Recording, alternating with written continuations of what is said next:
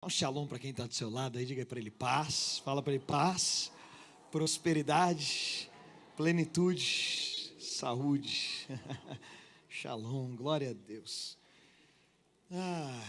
Tem alguém feliz aí? Alguém feliz com Jesus? Glória a Deus. Eu quero convidar você a abrir a sua Bíblia em Efésios capítulo 3. Hoje nós vamos dar início a uma série de 3 mensagens e nós vamos amanhã dar início ao nosso tempo de jejum, amando e vivendo igreja. É o tema que nós estamos dando para esse jejum. E confesso a você que antes do primeiro culto eu estava no meu tempo devocional ali em cima na sala. E existem algumas pregações das quais a gente ora com mais intensidade e que faz algumas pregações mais que outras, faz com que o pregador se sinta incapaz de transmitir tamanha riqueza, tamanha beleza. Existem algumas pregações das quais é como se eu pedisse a você para relatar depois de comer um chocolate Lindt. Me diz como é que é. Algumas pregações das quais você não deseja apenas que seja revelado a experiência que você teve, mas que você deseja que outros possam ter a mesma experiência que você teve. Você está entendendo o que eu estou dizendo? 2 pessoas, obrigado, glória a Deus. Pessoal bem participativo do segundo culto. Você dorme até mais tarde, chega aqui com essa cara. Fala a Deus isso aí. Mas existem algumas pregações das quais há um desejo de que haja uma compreensão mais profunda acerca daquilo que Deus quer nos revelar. E nós vamos abrir então um tempo de jejum falando sobre amando e vivendo igreja. Eu penso que talvez esse seja um tema para muitos de nós aparentemente ultrapassado. Para outros de nós é um tema um tanto quanto complexo por tudo aquilo que te leva, que te remete, que te faz pensar, que de alguma forma, eu confesso que depois de anos andando com Jesus, anos pastoreando, eu imaginei que eu já tivesse visto a igreja na completude da sua beleza. Mas no início desse ano, eu fui exposto a novas verdades que elas rasgaram o meu coração. É como se de alguma forma essas verdades, e eu louvo a Deus por todas as outras que eu recebi, porque me colocam nesse lugar, mas é como se Deus estivesse nos traspassando com uma revelação mais profunda. E nesse lugar, Efésios capítulo 3, eu quero ler com você a partir do verso 1. E eu estou na NVT e o subtítulo aqui que a minha Bíblia dá, o título desse capítulo, é o plano de Deus é revelado. Diga assim, o plano de Deus é revelado. Efésios capítulo 3 tem uma riqueza, porque agora o apóstolo Paulo vai dizer o seguinte: Deus tinha um plano, e o plano agora vai ser revelado. Todos nós temos planos, sim ou não? Nós temos planos. E quanto mais genial é alguém, quanto mais incrível é alguém, melhor é o plano que ele tem. Mas todos nós temos planos, e Paulo diz o seguinte: olha, o plano de Deus vai ser revelado. E Paulo no verso 1 diz: quando penso em tudo isso, eu, Paulo, prisioneiro de Cristo para o bem de vocês gentios, eu não vou pregar sobre isso, mas já daria uma pregação, tomando por certo a propósito que vocês sabem, que Deus me deu essa responsabilidade especial de estender essa graça a vocês. Paulo está dizendo o seguinte: eu que como apóstolo, e Paulo é chamado o apóstolo aos gentios. O que isso significa? Paulo é o apóstolo a nós, brasileiros. Por quê? Porque agora Paulo está dizendo: Deus me incumbiu da tarefa de revelar que o evangelho agora já não é mais só para uma etnia, que o evangelho agora não é só mais para um povo, que o evangelho agora não é só mais para os judeus. Alguém pode dizer amém por isso? Que o evangelho agora é um alcance a todo aquele que crê na mensagem de Cristo. E Paulo diz: eu, o apóstolo aos gentios, fui incumbido disso. E ele diz o seguinte: como lhes escrevi anteriormente, em poucas palavras, o próprio Deus revelou esse, algumas versões diz mistério, outras versões dizem segredo. Eu gosto de segredo porque eu acho que segredo é mais comum na nossa língua. Paulo vai dizer o seguinte: Deus tem um segredo. E todos nós cultivamos segredos. Todos nós temos segredos dos quais nós guardamos, que nós queremos revelar em determinado momento. São segredos que nós estamos esperando para revelar em determinada hora. Um casal que engravida hoje, é muito comum você chegar no médico e o médico dizer para você o seguinte: espera um pouquinho para revelar. A gente quer revelar o segredo. A mãe, está comum um chá revelação, a revelação do segredo. Qual o sexo do bebê? E fica todo mundo ali apreensivo para poder descobrir. Esses dias eu vi um casal, o sonho da filha era ir para a Disney. E aí eles levaram ela para o aeroporto como se ela fosse fazer uma viagem comum. E daqui a pouco, para onde que era a viagem? Era um segredo para ser revelado. Alguém tinha guardado um segredo para na hora certa falar: eu vou revelar para ela o segredo. E agora ela vai poder vislumbrar qual que era o segredo que eu estava guardando. Qual que é o segredo que seria revelado. E o que Paulo está dizendo é o seguinte: o próprio Deus revelou esse segredo a mim. Alguém quer saber qual é o segredo de Deus? Diga amém. Ao lerem o que escrevi, entenderão minha compreensão desse segredo. Ele está dizendo: que vocês vão ler agora, vocês vão entender do que significa esse segredo a respeito de Cristo, que não foi revelado às gerações anteriores. Gente, não é só um segredo, mas é um segredo que tinha ficado guardado e que as gerações anteriores não ficaram sabendo. Ele está dizendo: o segredo que não foi revelado às gerações anteriores, mas agora foi revelado pelo Espírito aos santos apóstolos e profetas. Mas peraí, que segredo é esse? E este segredo revelado, verso 6. E este segredo revelado, 2 pontos Paulo coloca: tanto gentios quanto judeus que creem nas boas novas participam igualmente das riquezas herdadas pelos filhos de Deus. Ambos são membros do mesmo corpo e desfrutam da promessa em Cristo Jesus. Verso 7, pela graça e pelo grande poder de Deus, recebi o privilégio de servir anunciando essas boas novas. Aí o verso 8 ele diz: ainda que eu seja o menos digno de todo o povo santo, recebi pela graça o privilégio de falar aos gentios sobre os tesouros infindáveis que estão disponíveis a ele em Cristo, e de explicar a todos esse segredo que Deus, qual que é o segredo? Deus, o Criador de todas as coisas, manteve oculto desde o princípio. Aí o verso 10 ele explica, para ficar claro: o plano de Deus era mostrar a todos os governantes e autoridades nos domínios celestiais, por meio da, diga assim, igreja. Qual que é o segredo que Deus manteve oculto? A igreja.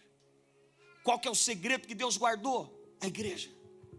Qual que é o segredo que estava guardado? Qual é o segredo que ele colocou? Qual que é o segredo? Gente, quando tem um segredo, e me permita filosofar aqui, é como se nos céus agora, os governantes, eles estão olhando para ele agora, e me parece que tem um segredo que Deus está guardando, tem um segredo que Deus está mantendo oculto, tem um segredo, e é que Paulo vai revelar. Ele me revelou que o segredo que ele estava guardando, que ele manteve oculto, era para mostrar aos governantes e autoridades, os domínios celestiais, por meio da igreja, as muitas formas da sua sabedoria divina. Paulo está dizendo o seguinte: Deus tinha um segredo de revelar em plenitude a sua sabedoria. E todos nós, quando você vai criar algo, você deseja algo que revele a sua grandeza, você deseja construir algo que revele. A gente está numa reforma lá, eu e a Bruna, e ela falou: eu quero uma casa desse jeito. A gente está 2 meses na demolição, uma obra que vai demorar, que a gente precisa de muitos milagres nessa obra. Mas por que a gente está falando? A gente quer receber as pessoas na sua casa. Você faz isso, você pega um cantinho, você não pega qualquer mesa, você pega uma que você fala: isso aqui vai revelar. E muito mais para quem cria. Quando você cria, quando eu estou preparando essa mensagem, eu estou pensando: eu vou preparar algo que expresse o máximo do que pode revelar, da sabedoria, da capacidade desse fluir. Eu me preparei para estar aqui, obviamente, porque com a expectativa de dizer: a criação dessa mensagem está revelando alguma coisa sobre mim. Paulo está dizendo o seguinte: Deus queria revelar toda a sua sabedoria. Ele cria algo. Sabe o que ele criou? A igreja. Não, peraí, a gente vai caminhar nessa mensagem. Eu espero que o Senhor possa nos tocar como Ele nos tocou aqui no primeiro culto. Paulo está dizendo o seguinte: Deus tem um segredo que foi encoberto às gerações passadas, mas que agora nos foi revelar. E ele está dizendo: o plano de Deus era esse, verso 11, era o seu propósito eterno, que Ele realizou por meio de Cristo Jesus, nosso Senhor. Pai, obrigado por a Tua palavra. Eu oro pedindo ao Teu Espírito: abre os nossos olhos. Eu oro pedindo ao Teu Espírito, nós queremos reconhecer a santidade da Tua presença aqui. reconhecemos a santidade da Tua palavra como vida no nosso interior, e à medida que nós pudermos expor a Tua Escritura, nós Te louvamos pela loucura da pregação, um homem enquanto fala agora como um instrumento vivo, a fim de que a Tua voz possa se tornar audível aos nossos ouvidos, mas não só com o nosso intelecto. Então eu oro pedindo ao Teu Espírito, leva a nossa mente cativa agora, remove toda a distração do nosso coração e desse ambiente, a fim de que possamos compreender em plenitude o mistério que estava em oculto, o segredo que foi revelado. Por isso abre os nossos olhos para contemplar, em nome de Jesus. Quem crê, diga amém. Eu quero abrir esse tempo, e nós vamos abrir esse tempo de jejum, falando sobre redescobrindo o mistério sagrado da igreja. É interessante porque o texto de Efésios, e o que eu quero conversar com você não é apenas uma crise eclesiológica, ela é uma crise espiritual, é de percepção, é de sensibilidade, é de temor. É que nós nos acostumamos com o sagrado. Eu estou dizendo para você que tinha um mistério oculto que é a igreja, a gente se acostumou. Vamos olhar nosso relato de igreja, acabamos de mostrar aqui no vídeo. O Barna está dizendo que no Brasil, 1 em cada 5 cristãos que estão dentro da igreja são crentes de verdade, porque a gente se acostumou. A gente profana o que é santo, a gente trata de qualquer jeito. A gente é indiferente. A gente tem uma tendência natural. É interessante porque isso faz parte da história. A nossa tendência natural. E numa era humanista, a gente metrifica a Deus por quem a gente é. É por isso que a gente construiu um lugar que satisfaça a gente. E vai alguém falar alguma coisa diferente daquilo que foge da minha satisfação. E quando nós olhamos para a Bíblia, nós precisamos de entender como Deus lida quando alguém toca de forma displicente no que é sagrado. Gente, os últimos 100 anos é uma era humanista, onde nós fomos mergulhados numa ideia que a gente mede tudo por aquilo que a gente acha. E a cosmovisão bíblica nos convida a um lugar onde você não é régua de nada. Você nasceu ontem e vai morrer amanhã. Você não sabe de nada. Suas experiências são tacanhas. O que você acha é tão pequeno. É por isso que nós mergulhamos numa cosmovisão bíblica. Quinta-feira eu estava dando uma aula aqui, que a gente está fechando a porta da frente da nossa igreja, para falar de alguns valores que nós cremos biblicamente. Pastor, não crê assim, é Bíblia, irmão. Se você não crê assim, ou você se arrepende, ou você procura outra igreja para frequentar. Porque não sou eu. Não sou eu que estou inventando. E nas últimas eras a gente criou uma forma de abrir a porta do fundo da igreja. Eu estava com os nossos pastores quinta e sexta-feira, e a gente estava movido em profundo arrependimento. E por que movido em profundo arrependimento? Porque nós estávamos nos arrependendo da forma pela qual, muitas vezes, nós vemos e tratamos a igreja. A forma pela qual, muitas vezes, nós nos colocamos num lugar onde o nosso coração se move de uma forma displicente para aquilo que é sagrado. E tem alguns textos da Bíblia que mostram como Deus trata o santo. E eles trazem algum incômodo. Tem alguns textos que me incomodam. Separei aqui alguns textos. Primeiro, Uzá, 2 Samuel capítulo 6. Não te incomoda? Você conhece a história de Uzá? Davi vai trazer a arca está em carro de boi. Esse cara está olhando a arca e daqui a pouco os bois tropeçam. Ele está lá perto, ele está ali na figura de poder. E aí quando os bois tropeçam em 2 Samuel 6, versos 6 e 7, o que Uzá faz? Uzá coloca a mão na arca. O que acontece com ele? Ele morre. Aí você fala, texto terrível, porque você coloca pela sua métrica humana. É um cara tocando o sagrado de forma displicente. Outro texto, 1 Samuel capítulo 13. Saul, ele está diante de uma batalha, o exército está intimidado, ele sabe que a presença do Senhor é importante. O que Saul resolve fazer? Ele fala, vou oferecer um sacrifício. Gente, quem atrasou foi Samuel, o problema é do sacerdote que não chegou. E esse cara tem a brilhante ideia de dizer, eu vou erguer então um sacrifício para Deus. Ele ergue um sacrifício para Deus, mas ele está tocando o santo de forma profana. Ele está fazendo um culto profano para Deus. E ele então toca de forma profana, e quando ele oferece o sacrifício, Samuel diz, Deus passou de você, porque você tocou o que é santo de forma profana. Gente, nós quebramos a linha do santo. Nós rompemos todas as linhas. É interessante, Moisés, Números capítulo 20, é outro texto que é difícil de compreensão. Moisés foi o homem mais manso que pisou pela terra. Mas, gente, era difícil lidar com aquela galera. Se a mãe acha que é difícil lidar com os filhos, imagina Moisés, com aquele povo. Chega um determinado momento, Deus diz: Moisés, toca a rocha. O que ele fez? Ele se irou e feriu a rocha. O que Deus falou para ele? Moisés, você tocou o santo de forma profana, você não vai entrar na terra. E a gente tem a nossa métrica de justiça ainda para falar com Deus santo, como se a nossa métrica de justiça fosse equivalesse. Ele está dizendo: Moisés, você tocou, não vai entrar na terra. Moisés não entra na terra. Outro texto aí, talvez você fale: pastor, isso aí é Velho Testamento. Como isso aí está no Velho Testamento, então isso não vale para o Novo. Gente, Atos capítulo 5, a gente faz um malabarismo para poder explicar Atos capítulo 5. O que é Atos capítulo 5? Atos capítulo 5 é um casal de irmãos, gente boa da igreja, está no meio de um maior avivamento, e começa um movimento de voluntário de oferta, gente vendendo tudo, e um homem faz isso. Ananias e Safira falam: que legal, vamos fazer isso. O que eles fazem? Eles vendem uma propriedade, eles pegam parte da propriedade e colocam aos pés dos apóstolos, mas era parte. Eles estavam tocando que era santo de forma profana. Pedro disse: porque você mentiu ao Senhor, morre um, depois morre outro, porque estava tocando que era santo de forma profana. E o que falar da fala de Paulo em 1 Coríntios capítulo 11? O pastor, essa aí talvez está um pouco mais distante, mas 1 Coríntios capítulo 11, Paulo diz o seguinte: gente, sabe o que está acontecendo? Entre vocês, é Paulo falando para nós, tá? Porque você toca o santo de forma profana, há muitos doentes.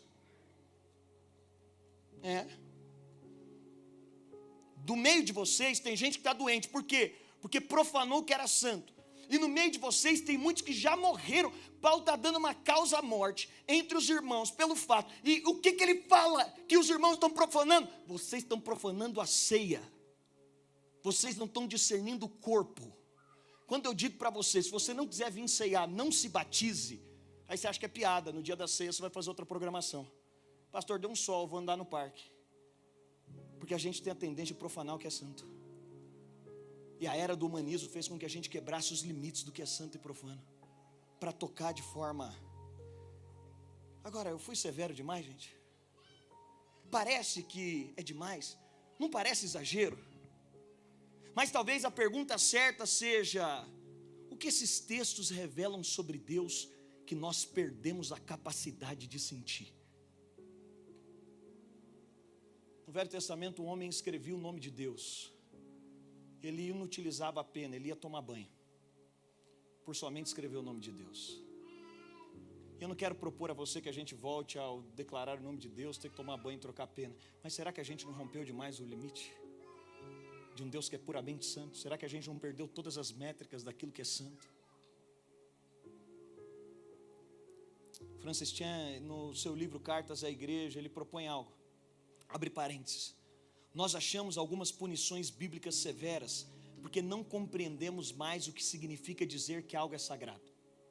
E ele continua: e quando o homem vira a medida de todas as coisas, até Deus passa a ser julgado pela conveniência humana. Repito: quando o homem vira a medida de todas as coisas, até Deus passa a ser julgado pela conveniência humana. Agora, qual é o fato? É que nós só amaremos, honraremos e viveremos a beleza do que Deus diz sobre a igreja de forma correta quando nós voltarmos a enxergá-la como algo sagrado, não como uma parte periférica da minha vida, não como parte. O que eu estou dizendo aqui para você é um apelo que eu faço primeiro a mim, e esse apelo nasce do lugar de pedir: Senhor, nós só poderemos tratá-la de forma sagrada se a vermos dessa forma, porque a Bíblia chama de corpo de Cristo. E o que a Bíblia vai dizer é: ninguém maltrata o próprio corpo. Ninguém é indiferente ao próprio corpo. Se te der fome, você vai comer, porque você não é indiferente ao seu corpo. Nós temos mecanismos de defesa para a sobrevivência. Você às vezes fica meio incomodado com a altura, você não pula de cima de um lugar muito alto. Você tem mecanismos de defesa porque você quer se manter vivo. Você cuida do seu próprio corpo, você alimenta o seu próprio corpo. Mais que isso, a gente corta o cabelo. Para além disso, a gente não só faz a manutenção para a sobrevivência do próprio corpo. Está frio, você coloca uma blusa, você se agasalha, você melhora o seu cabelo, você faz uma maquiagem, você coloca o óculos para enxergar melhor. A minha pergunta é: se você faz isso pelo próprio corpo, será que você discerniu o corpo sagrado de Cristo, que é a igreja? Nós vivemos na era mais displicente acerca da santidade da igreja. Como você trata o corpo dos seus filhos? Como é que nós enxergamos o corpo dos nossos filhos? Ou você não alimenta o corpo dos seus filhos? Ou você não cuida do corpo dos seus filhos? Ou ao ver os seus filhos doentes, você não se volta a esse lugar? Agora, um chamado a enxergar a santidade. Nós precisamos de redescobrir o mistério sagrado que está contido na igreja. Se há um segredo que Deus revela, então nós queremos ver. Tem mais alguém que quer ver aqui? Diga amém. Nós queremos vê-lo. Eu quero propor aqui para você alguns aspectos. Primeiro, a igreja é sagrada, porque ela nasceu no plano eterno de Deus. Diga assim comigo: a igreja nasceu no plano eterno de Deus. Efésios capítulo 3 é um texto monumental. Paulo está dizendo que desde sempre o mistério esteve oculto e agora foi revelado em Cristo. E qual é esse mistério? Que judeus e gentios, povos distintos, histórias diferentes, culturas, pecadores distintos, agora foram reconciliados em um só corpo. Todos nós reconciliados em um só corpo. Ou seja, a igreja não é um improviso da história. A igreja não é um remendo depois da cruz. A igreja não é uma solução temporária de Deus para reorganizar convertidos. A igreja está no coração do plano eterno de Deus. É impossível conhecer o coração de Deus e não ver a beleza do segredo que está no coração dele, que se chama igreja. Na era que nós estamos dos desigrejados, só tem duas respostas para mim teológicas: conseguir viver fora disso, ou tem uma primeira explicação de alguém que não teve uma experiência de novo nascimento. E a quem não tem uma experiência de novo nascimento, não participar da igreja é algo que para você é até melhor. Ou participar de uma forma, esse 1 a cada 5 eu me questiono se esses 4 tiveram, porque você pode estar aqui na igreja, isso aqui não faz sentido nenhum para você. Você pode estar aqui na igreja, e deixa eu te falar, não tem palestra de coach que seja mais legal do que um pastor com a Bíblia aberta motivando você. Não tem clínica que seja mais especial do que ouvir um versículo: posso todas as coisas naquele que me falou. Irmão, até o cara que não nasceu de novo se alegra com um versículo desse. Não é isso que define. Frequentar uma igreja não define se você nasceu de novo. E pode te ensinar uma verdade. A nossa era muito falou: eu sou a igreja, né? Mas deixa eu te ensinar, esse termo não é correto. Você não é a igreja. Sabe qual é o termo correto? Nós. Diga assim comigo: nós. Sozinho você não é igreja nenhuma, irmão. Não, pastor, eu vou ficar na minha casa mesmo. Você com a sua família. Aí piorou, porque aí agora você profanou a sua casa, ensinando para os seus filhos uma mentira. Porque agora eu me aparto do corpo junto com a minha casa para dizer para a minha família: não, isso aqui é igreja. Não, isso aqui não é igreja. Isso aqui é parte da igreja. Porque a igreja vai além do meu umbigo, das minhas preferências. A igreja vai além. A beleza da igreja vai mais. Porque é gostoso você pagar suas contas e falar: não, isso aqui é igreja. Mas nesse lugar nós somos convidados a entender. Efésios tem essa beleza porque ela mostra o plano do coração de Deus. Paulo mostra em Efésios. Primeiro, em Efésios 1 já havia dito que nós fomos escolhidos antes da fundação do mundo. Em Efésios 2 ele diz que nós fomos feitos família e habitação de Deus. Em Efésios 3 ele diz: por meio da igreja a multiforme sabedoria de Deus está sendo exibida. Deus está exibindo a sua multiforme sabedoria por meio da igreja. Isso é grande demais. A igreja não é apenas importante para nós, a igreja é importante no enredo cósmico da glória. Quando Deus quis mostrar sua sabedoria aos seres celestiais, então ele criou a igreja. E mais, as criaturas, a Bíblia diz que estão olhando para a igreja com assombro, enquanto muitos de nós olham para ela com tédio. Você pensou que você chegou aqui hoje? E fique tranquilo, vai ter alguns cultos que a gente não vai ter louvor nenhum. Que a gente vai chegar aqui. Vamos colocar um YouTube aqui, mano. Porque a gente construiu uma perspectiva. A igreja primitiva, a igreja da China hoje está congregando junto com a gente numa hora como essa. Eles estão vendo o assombro da igreja. E não tem louvor, não tem luz. não tem um conforto de entrar num prédio, sentar num lugar e de talvez falar, pastor, estou incomodado. Eu que não sou um cara que tem calor, não sei o que aconteceu com o ar-condicionado. Certeza que o Rafa não colocou no 26 graus hoje, só para a gente sentir. Tem que ter alguém a quem culpar. Mas vamos ser sinceros. Os seres celestiais estão assombrados com a beleza da igreja. Você sabe, enquanto Paulo fala da igreja como vitrine de Deus, nós tratamos ela como opcional. O que será dos nossos filhos, irmãos? O que será dos nossos filhos?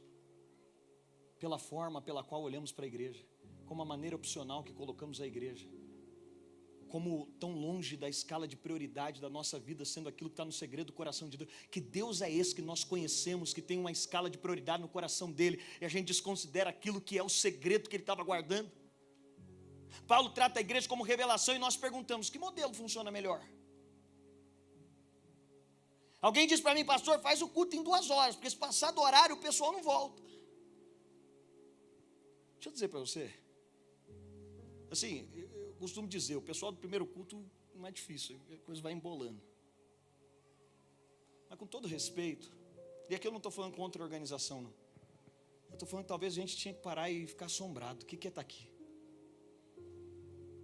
E eu sei que você entra aqui achando, não, pastor, sou eu, a minha individualidade. Mas a Bíblia diz que a igreja, sabe como ela está sendo vista em Apocalipse? Como um coro de muitas vozes. Se te incomoda não ter toda essa sua individualidade, então você vai ter um problema com a igreja. Porque no fim a gente só é um coro de muitas vozes glorificando a só um que merece brilhar. A gente só é um coro. A eternidade é um coro. Que possivelmente não vai ter lá o pastor brilhante, nem o irmão do louvor que canta mais. Tem essas organizações aqui na terra e são bíblicas. Mas nós só somos um coro.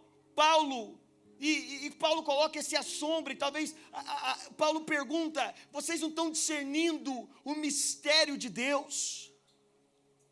Mas em segundo lugar, a igreja é sagrada, porque a igreja está unida a Cristo. Paulo não fala apenas da igreja como organização, ele fala da igreja como corpo. Em Efésios 5, 29 a 32, ele trata como corpo. Gente, a gente deveria parar tempo suficiente para ficar assombrado. Não se trata de se resolver o mistério. A igreja não é um mistério a ser resolvido, é um mistério a ser contemplado. Diante da beleza, do assombro, nós não queremos desvendá-la. Nós queremos apenas, de forma perplexa, nos assombrar com tamanha beleza. Aqui está um ponto. A igreja não é sagrada porque ela fala de Cristo. Aqui não é um lugar para falar de Cristo. Aqui é o lugar que está unido a Cristo. A gente não está falando de Cristo aqui. Aqui é o lugar que Cristo é visto. A gente não está apenas falando de Cristo. Aqui é o lugar onde Cristo está sendo revelado. A igreja não é uma ideia humana. E coloque as coisas acima das placas nominais. E talvez numa manhã como essa nós possamos pedir ao Senhor que nos leve de volta a esse lugar. Esqueça as placas nominais, elas são muito pequenas. Esqueça os endereços, mas ao mesmo tempo olhe para a beleza de uma igreja que agora é o corpo revelado. É o corpo místico de Deus na terra. Como trataremos o corpo místico de Deus na terra? Menos do que tratamos o nosso corpo? Menos do que tratamos, com menos carinho, encargo, entusiasmo que tratamos os corpos dos nossos filhos?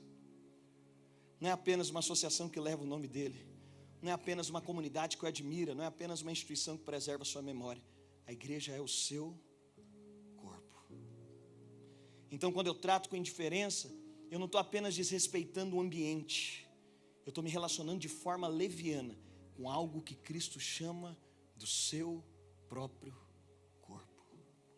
Isso muda tudo. Uma coisa é criticar um sistema, outra coisa é tocar irreverentemente na igreja de Cristo. E talvez esse seja um dos nossos grandes pecados ministeriais. Nós nos acostumamos tanto com a linguagem da igreja que nós perdemos o espanto da realidade da igreja. Algumas expressões, quando nós falamos corpo de Cristo, com facilidade demais. E talvez a gente tenha que parar um tempo, gente, para refletir sobre algumas expressões que nós utilizamos. Corpo de Cristo. Algumas expressões como família de Deus. Nós somos a família de Deus. Quando nós falamos que a igreja é a noiva de Cristo. Mas essa não é uma linguagem leve, é uma linguagem assustadoramente santa. Talvez a gente tenha que parar um pouco num ambiente como esse, de ficar tentando discernir as coisas e apenas nos assombrar com a beleza de algo que agora os governantes celestiais olham com assombro. Mas em terceiro aspecto, a igreja é sagrada, porque ela é o templo da presença de Deus. Aqui a construção em Efésios fica ainda mais forte, porque Efésios 2, 19, 22, Paulo diz que nós não somos estrangeiros, mas da família de Deus, edificados sobre o fundamento dos apóstolos e profetas, tendo Cristo como pedra angular e nele ajustados, crescemos para sermos santuário dedicado ao Senhor, habitação de Deus no Espírito. É santo isso aqui, gente. Eu cheguei aqui por um minuto, a letra não estava passando, porque o pessoal estava organizando outras coisas. Eu falei, isso aqui não é sobre mim, não é ficar passando a letra para mim. Nós estamos numa sessão solene. Daqui a pouco começou a tocar uma música de exultação, e eu estou olhando e dizendo, os céus agora estão se alegrando. Mas os céus não tem motivo para ficar triste, eu tenho. Alguém tem motivo para estar triste? Eu tenho. Mas os céus estão assombrados em ver que eu posso pular numa manhã como essa, tendo motivos para estar triste, dizendo, na presença dEle, até a minha tristeza está saltando de alegria. A igreja é sagrada porque ela é o templo da presença de Deus.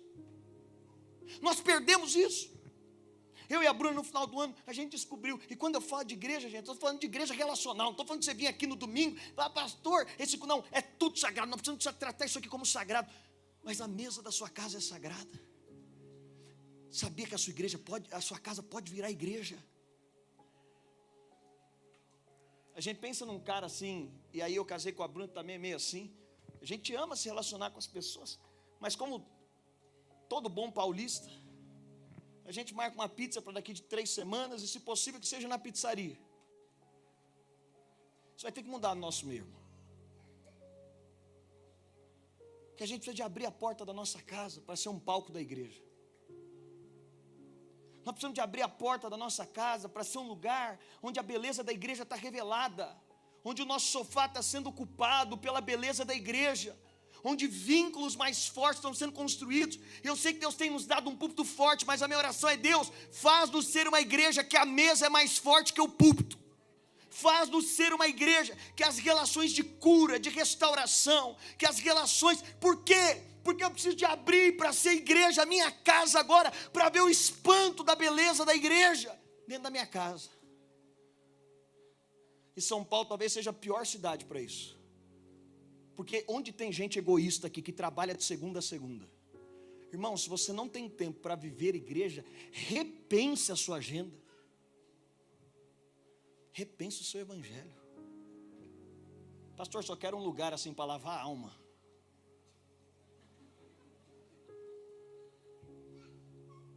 Está fora disso, gente, só tem 2 explicações. Ou alguém já está morto. Sabe um peixe? Se você pescar um peixe morto, como que ele sai? Está tudo bem para ele ficar fora do aquário, do mar. Mas se você já pescou um peixe vivo, como é que ele sai? Ele quer voltar. Ele tem anseio por isso. O que eu estou pregando para você que não é ideia minha, a igreja não é ideia minha. Eu estava ali em cima, Boni, assombrado. Nós passamos quinta-feira e terminamos os pastores chorando, dizendo, Senhor, nos perdoa, porque eu preciso ser sincero para vocês, eu estou na era do pragmatismo, eu fui formado pastor na era do pragmatismo, que a pergunta é o que dá mais certo, como que a gente enche com mais gente, como a gente coloca mais pessoas. Eu fui formado na era do pragmatismo, como é que a gente pode fazer alguma coisa a mais, e aí a gente perde a noção do assombro da igreja, da beleza que existe nela, da forma que Deus olha. E você, do outro lado, foi formado membro na era do pragmatismo. Você está procurando uma igreja que tem um estacionamento melhor. E talvez até seja, não é o motivo pelo qual você veio para cá. Talvez você só está procurando um lugar que seja mais legal. Mark Dever, um teólogo, ele vai dizer o seguinte: o problema da igreja moderna é que a gente ficou aprendendo a fechar a porta do fundo da igreja. Então, para não perder o irmão que diz que o kids da outra igreja tem um escorregador de 2,5 metros, a gente arruma um escorregador de 2,5 metros. E o outro irmão que diz: pastor, eu não quero ser sacerdote direito na minha casa, mas arruma aí um cursinho na igreja. Aí a gente arruma um cursinho. Aí o outro irmão que diz: esses dias o irmão chegou para mim e falou: pastor, fui numa igreja. Meu Deus, hein, pastor, que igreja. Eu falei: é mesmo, o que você viu lá? Tem que ver o som dos caras. Eu falei: o infeliz está pregando para esse cara, estou pregando a coisa errada. Porque a análise é errada. O som de uma igreja, mas nos ensinaram a ver a igreja pelo som. Aí você vai num lugar que você não tem. Deixa eu te perguntar, gente, é igreja o lugar que você viu o som, você ouviu o som é bonito, você voltou para sua casa não é a mesa de palco de nada, você não abriu seu coração para nada. Não, esse é um programa social, me perdoe te dizer. E quando nós olhamos para essa realidade da igreja, ela é o templo da presença de Deus, é o lugar do encontro do céu com a terra, é o lugar da glória, é o lugar da manifestação, é o lugar da presença. E Paulo diz: agora vocês são esse templo, já não é mais físico, agora é espiritual. E a Bíblia vai usar essas metáforas agora. Nós somos uma junção de pedras vivas. Sou eu com o Richard sendo pedra, vivendo com ele, convivendo com ele. Sou eu agora vivendo a vida da igreja, mergulhado nisso, colocando a minha casa, os meus filhos. Sou eu agora entrando nisso, colocando meus talentos, meus dons, meu dinheiro. E a gente saiu talvez de um contexto de pastores tão manipuladores, construindo um império, que nos roubou a capacidade de entender. E a minha oração tem sido nesse dia: Senhor, como nós podemos fazer isso? Abre os nossos olhos. 2 Crônicas capítulo 7, é quando Salomão termina de construir o seu templo. O templo de Salomão, você lembra dessa visão? E agora o fogo cai do céu e a glória de Deus entra no templo. E agora toda a nação se ajoelha ao redor. Gente, você consegue imaginar isso? Essa visão tão santa do fogo caindo, e as pessoas ajoelhadas em 2 Crônicas capítulo 7, ao redor do templo. E talvez você fale: pastor, eu gostaria muito de voltar naquela cena. Mas nós imaginamos a grandeza de estar do lado de fora vendo aquilo. Mas em Cristo nós fomos feitos parte de algo ainda maior. Não apenas nós contemplamos o templo, nós nos tornamos o templo. Em Atos capítulo 2, da mesma forma que o tabernáculo de Moisés, o tabernáculo de Davi e o templo de Salomão, da mesma forma que depois de prontos agora, a glória de Deus veio. O que é Atos capítulo 2? É ele dizendo: a obra do meu novo templo está estabelecida, que é a igreja. E Atos capítulo 2 agora é na junção desses irmãos, vem a presença de Deus e esse fogo vem. E aí Paulo vai dizer em 1 Coríntios: gente, quem ousaria pegar uma marreta? A glória de Deus está caindo sobre o templo. Há uma beleza suntuosa naquele templo. Quem ousaria pegar uma marreta e sair destruindo aquele templo? Alguém ousaria fazer isso? Alguém ousaria pegar uma marreta e começar a destruir o templo? Não ousaria. Tamanha beleza, suntuosidade. Mas atacar a igreja é como pegar uma marreta e golpear o templo. Quando nós atacamos a igreja, é preciso colocar aqui que isso se aplica diretamente à fofoca, à divisão, à maneira como tratamos o corpo. Isso é forte, por quê? Porque uma das grandes tentações nossas é usar a nossa língua para destruir a igreja, para não sermos participantes do que Deus está fazendo, para não colocar os nossos dons. E o apóstolo Paulo, ele é tão contundente, ele diz: quem destrói o templo de Deus, Deus o destruirá. O que é o templo de Deus, pastor? É a igreja. Você entende como isso é santo? Você entende como é grave quando a gente fala de alguém? Você entende como é grave como nós lidamos com a igreja? Aqui na nossa comunidade, a gente tem crescido cada vez mais em temor como lidamos com a igreja, sobre quem pode estar envolvido. Por quê, pastor? Só por um motivo. Isso é tão santo. Mas em quarto aspecto, a igreja é sagrada, porque o céu a contempla. Efésios 3:10, Paulo diz que a sabedoria de Deus está sendo manifesta aos principados e potestades por meio da igreja. O que isso significa? Significa que o que acontece na igreja não é apenas um assunto de membros. O que acontece na igreja não é apenas um assunto de liderança, não é apenas um assunto da denominação, da cidade ou da cultura. O que acontece na igreja tem relevância diante do universo espiritual. E ver essa beleza da igreja, permitir que ela se mova na nossa vida. Lá em casa a gente entendeu que a gente precisava estar ainda mais aberto do que já somos, crescer ainda mais nessa revelação. E eu quero pedir a você que nesse tempo de jejum você avalie abrir a porta da sua casa. Para quem, pastor? Não sei. Lá eu estou abrindo para diversas pessoas, meus amigos, pessoas que Deus me convida a poder colocar na minha casa. Foi interessante porque domingo teve um jogo Corinthians e Palmeiras. Aí eu chamei parte da família. Aí parte da família foi, e eu sempre tive dificuldade, porque eu sou um cara assim, para eu poder chamar alguém na minha casa, tem que estar tudo perfeito, para mim tem que estar redondo, eu tenho que estar vendo cada detalhe. Gente, tem uma coisa que me mata assim, é talher de plástico. Meu Deus do céu, você quer me matar, me chama para ir comer alguma coisa, é talher de plástico. Para piorar, copinho de plástico. Copinho de plástico muda até o gosto. Coisa infeliz, aqueles copinhos de 180 ml, que quando você põe não vai até o final, vira 140, cada gole é um copo, que coisa horrível. Mas aí a gente falou, então vamos mudar para a gente poder receber pessoas. Mas a gente sentiu a voz do Espírito, não, quero que vocês recebam mais pessoas antes de mudar. Você entende que quando muda a sua visão sobre receber pessoas, tem uma beleza nisso. E a nossa cultura, um irmão veio do Nordeste pastorear aqui em São Paulo. Eu falei, irmão, fala aí da igreja, o que você vê? Não, pastor, a igreja é uma bênção e tal, mas o pessoal, cada um na sua, né? Aqui em São Paulo o pessoal marca uma pizza, irmão, para 3 semanas e hora para você desmarcar. Aí eu falei, mas nós vamos crescer, nós vamos melhorar. Por quê? Porque a forma de chegar a esse lugar da beleza da igreja é quando a gente se abre. Aí domingo estava lá em casa a nossa família. Aí no domingo, sei lá o que deu, que a minha irmã resolveu dar banho no bebê no banheiro do nosso quarto. Tinha outro banheiro, mas ela foi no banheiro do nosso quarto. Aí ela saiu, minha irmã, né? Ela falou, meu Deus, aquele teto todo embolorado, como que você consegue viver aqui? E para ajudar, a cortina toda embolorada. Aí eu estou lá, recebendo meus convidados, só em prato de plástico. Que a gente só tem 8 pratos, e a Bruna falou, vou comprar um monte de prato de plástico. Então todo mundo comendo em prato de plástico, do jeito que eu gosto.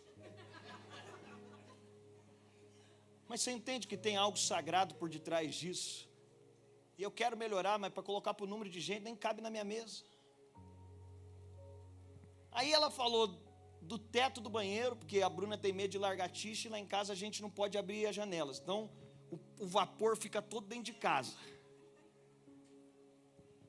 Aí eu vou olhar lá e falei, rapaz, como é que alguém toma banho num banheiro embolorado desse?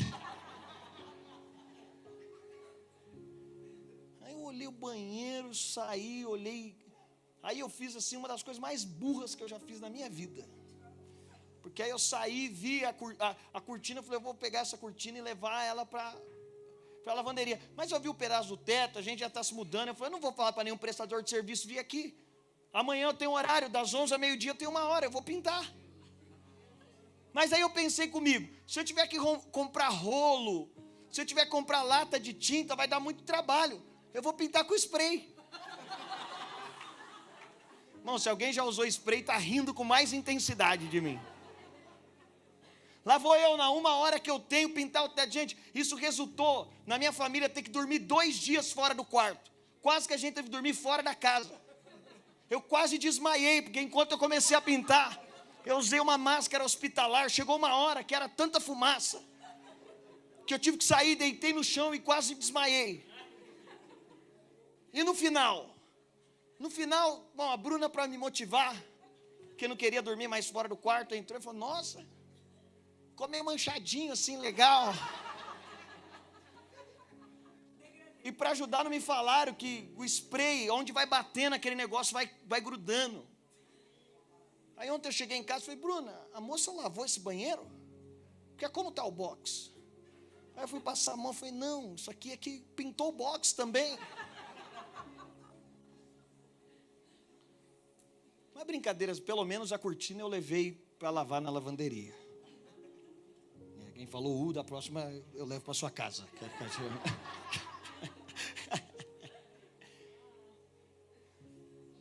Mas, gente, depois que eu olhei a situação do teto, foi porque alguém como igreja chegou lá com liberdade comigo. Você entende que eu não estou falando sobre pintar banheiro? Eu estou falando sobre áreas de caráter que Deus quer transformar. Eu estou aqui falando, não vou deixar ninguém entrar na minha casa. Tá, Deus, pelo menos, não, um prato de plástico já é demais, mas tudo bem. Mas que eles fiquem na sala. Mas aí alguém vai num banheiro que eu não tinha tido a perspectiva. Que depois que eu olhei aquela cortina, eu falei: Jesus amado, como alguém pode dormir num quarto com uma cortina como essa? Mas porque a possibilidade de ver a beleza das relações, e aqui eu não estou te falando só de algo natural, estou te falando de algo santo. Eu estou te falando de uma beleza santa, eu estou te falando de uma realidade, da manifestação. Isso significa que o que acontece na igreja é algo sublime. A unidade da igreja fala, a santidade da igreja fala, a reconciliação da igreja fala, a perseverança da igreja fala. A igreja é o sermão vivo para os céus. E nós não podemos pensar pequeno sobre a igreja. O mundo pensa pequeno sobre a igreja, as redes sociais pensam pequeno sobre a igreja, a cultura do consumo pensa pequeno sobre a igreja, até muitos cristãos pensam pequeno sobre a igreja, mas para nós não pode ser um pensamento pequeno de algo que fazemos de qualquer jeito. O céu não pensa pequeno sobre a igreja, é por isso que nós não pensamos pequeno sobre ela. Mas quinto e último, o nosso problema não é apenas doutrinário, é afetivo. Nós banalizamos o sagrado. O nosso problema não é de entendimento, é de coração. O nosso problema e o problema da nossa geração é que nós não só erramos o conceito da igreja, mas nós perdemos o amor por ela. E a gente está acostumado a dar nota para tudo, a colocar nota em tudo. E nos ensinar a dar nota para a igreja também. Não a vivê-la, mas só dar nota para ela. Do que eu acho que deveria ter e não tem. Do que eu acho que poderiam fazer e não fazem. Do que eu acho que poderia, enquanto nós banalizamos o sagrado, nós banalizamos o nome de Deus. Nós banalizamos a presença, nós banalizamos a ceia, banalizamos a comunhão, banalizamos o poder da comunhão, banalizamos a igreja. E quando o sagrado é banalizado, o mistério inteiro se reorganiza ao redor do homem. Aí a igreja deixa de perguntar o que glorifica a Deus e passa a perguntar o que funciona melhor. O que prende mais, o que segura mais gente, o que causa mais impacto, o que atende mais expectativa. É nós que vamos definir. Somos nós que vamos colocar, e somos chamados a colocar a igreja, por meio da revelação do Espírito, a uma definição mais profunda, a olharmos de uma forma mais bela, mais sublime e mais santa.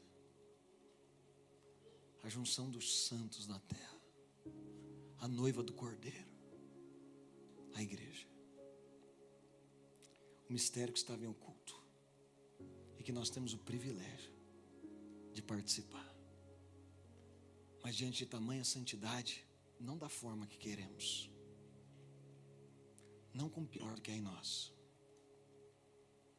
Gente, a gente tende a dar o melhor. Paul Washer diz o seguinte: vá e dê ao seu chefe o que você dá a Deus, e vê quanto tempo o seu emprego vai ficar de pé. Vá e dê ao seu casamento o que você dá a Deus, e veja por quanto tempo você vai ficar casado.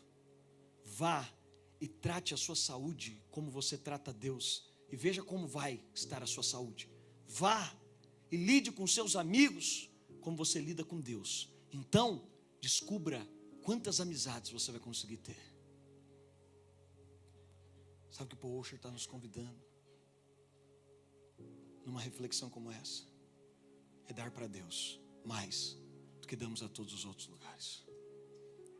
Pastor, e como eu dou algo a Deus? É através da igreja. Fica parecendo até que eu estou advogando em causa própria, né? Mas não é não. Com toda a sinceridade do meu coração, com toda a pureza, Paulo está dizendo, esse é o mistério que estava em oculto, e que agora nós somos convidados a participar. Eu não sei o que a igreja significa para você. E hoje, em algum momento aqui dessa série, nós vamos falar de eventuais dores que a igreja gerou em nós. Mas eu nem quero começar por isso, porque você não é o centro. Eu quero falar de eventuais crises que a igreja gerou, marcas que ela produziu. Eu poderia começar falando sobre isso, mas não vou. Porque se eu começo falando sobre isso uma vez mais, eu digo que na igreja você é o mais importante, e não é. Se nós tivermos uma visão renovada sobre o que ela é, talvez descubramos que outras coisas que vimos não era. E talvez possamos dizer, na verdade eu não precisava nem voltar a um primeiro amor que eu tive. Na verdade eu estou descobrindo um amor que eu nunca nem soube que precisava ter. Eu estou olhando para algo muito mais sublime do que eu já tinha enxergado. Que o Senhor nos batize por amor pela igreja. Que Ele renove os nossos olhos. E nesses dias nós vamos estar mergulhados nesse tempo, pedindo ao Senhor, Senhor, nós queremos ter os nossos olhos abertos. Por que esses caras deram a vida deles? Por que esses caras reduziram tudo a nada e fizeram o que com a vida deles? Gente, o Cristo que nós pregamos aqui, Ele não é subjetivo. Ele não está só voando lá no céu. O Cristo que nós pregamos aqui tem um corpo místico na terra. Ele pode ser recebido nas nossas casas. Ele pode ser celebrado nas nossas relações. Ele pode ser visto agora. Como que eu posso eternizar a minha história? É podendo fazer pelo corpo de Cristo na terra aquilo maior e mais profundo que eu faço por qualquer pessoa. É amá-lo. Você quer amar a Deus? Quantos querem amar mais a Deus? Sabe como amamos mais a Deus? Amando mais a igreja. Eu não estou te falando da Dínamos, uma igreja, mas também é tangível. Como amamos mais a Deus? Amando a igreja. E o convite agora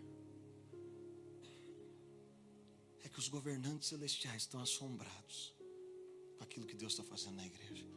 Nós não queremos bocejar por aquilo que os céus estão assombrados. A gente vai entrar num tempo de jejum. Eu te disse, tem coisas pelas quais eu tenho me visto tanto como Paulo nesses últimos tempos, orando pela nossa comunidade. Eu me coloco de joelho, porque transferir apenas um conhecimento é uma realidade, mas podermos beber juntos de uma revelação é o lugar mais profundo. Pedindo a Ele, leva-nos a ver a beleza da igreja. Queria que aí sentado onde você está mesmo, se você pudesse dar a mão para quem está do seu lado. Nós somos a família de Deus. Não é só a mão de um estranho, não. Agora judeus e gentios foram reconciliados. Homens e mulheres, ricos e pobres, brancos e negros, orientais e ocidentais. Agora nós estamos reconciliados em Cristo por meio da igreja. E esse é o assombro.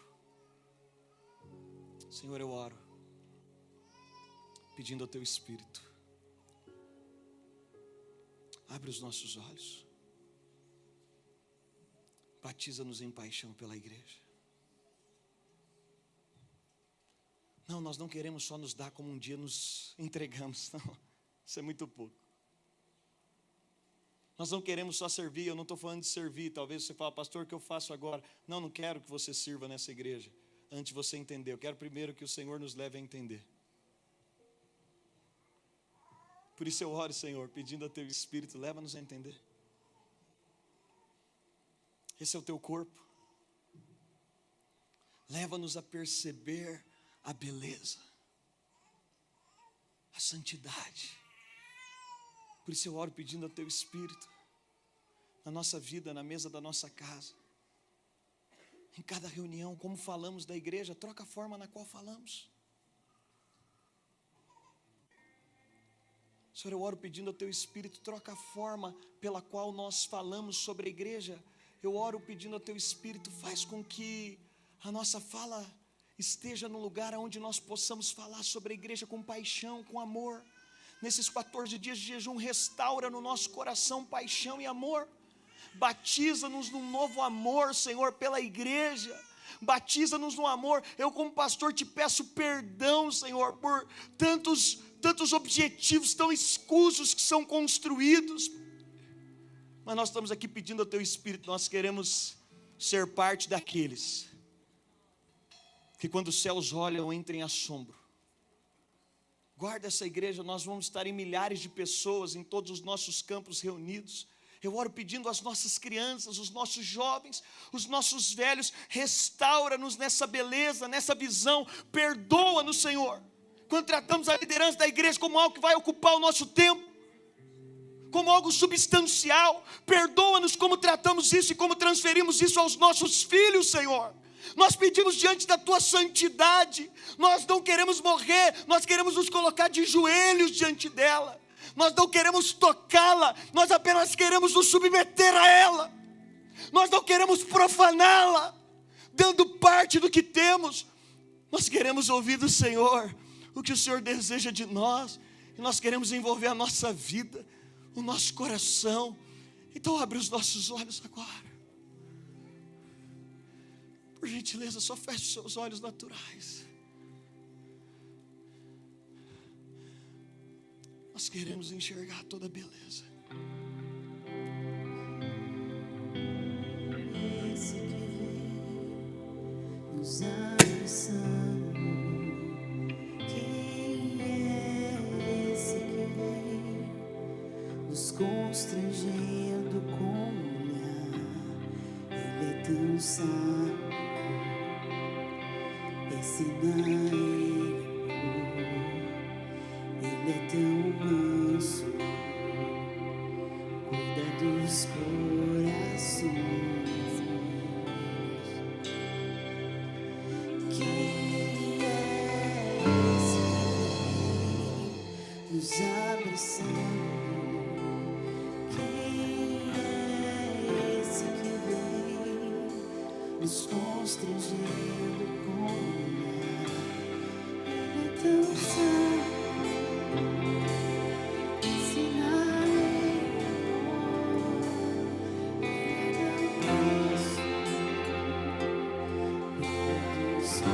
Vamos lá, Ele está aqui.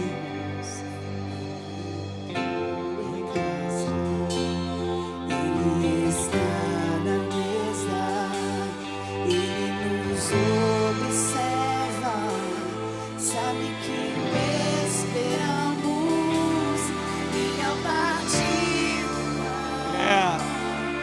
os nossos olhos se abrem. Vamos, Jesus.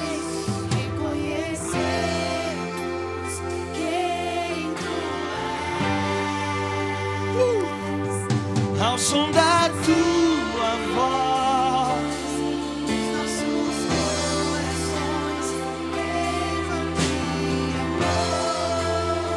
e ao partir o pão, os nossos olhos serão abertos nessa manhã. E ao partir o pão, os nossos olhos se abrem e reconhecer quem Tu és. Ao som da Tua voz, os nossos corações queimam de amor, queimam de amor.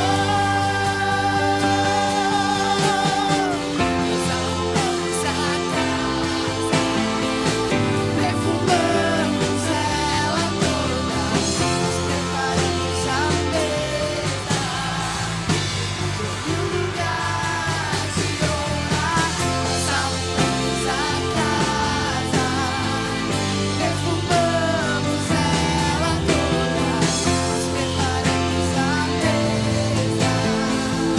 lugar, eu quero que você erga as suas mãos.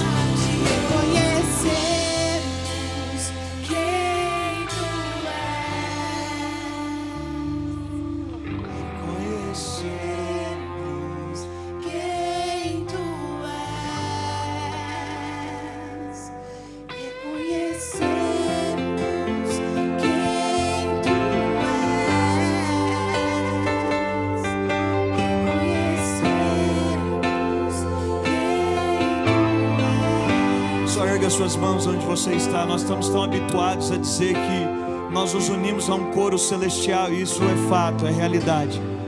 Mas mais profundo que isso, mais do que nos unir a um coro celestial, os céus olham para a igreja com assombro.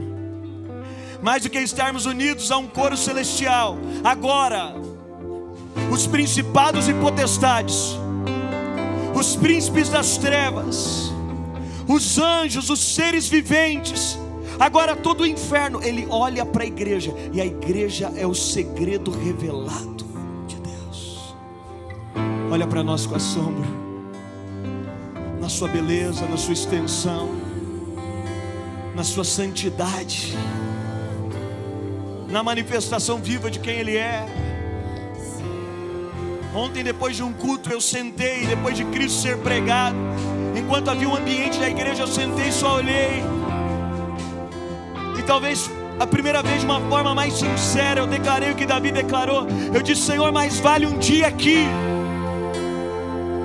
mais vale um dia aqui do que 1000 em outros lugares, porque não há outros lugares melhor do que esse, porque nós encontramos na beleza da manifestação da igreja a realidade do corpo de Cristo revelado. Isso é santo, isso é eterno, isso é belo.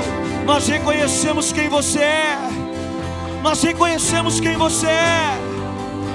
Vamos deixar os céus assombrados. Quem tu és, do meu lugar. Reconhecemos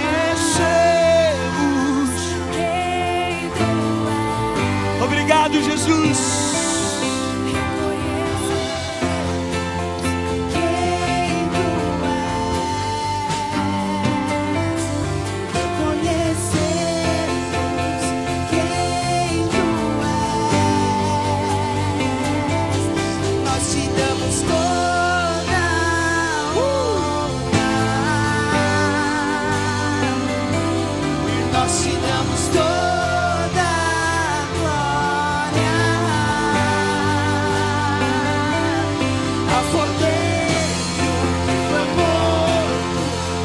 Esse é o coro de todas as vozes.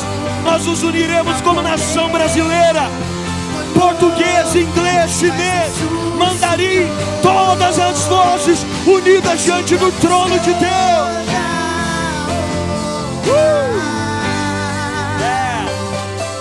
E nós te damos toda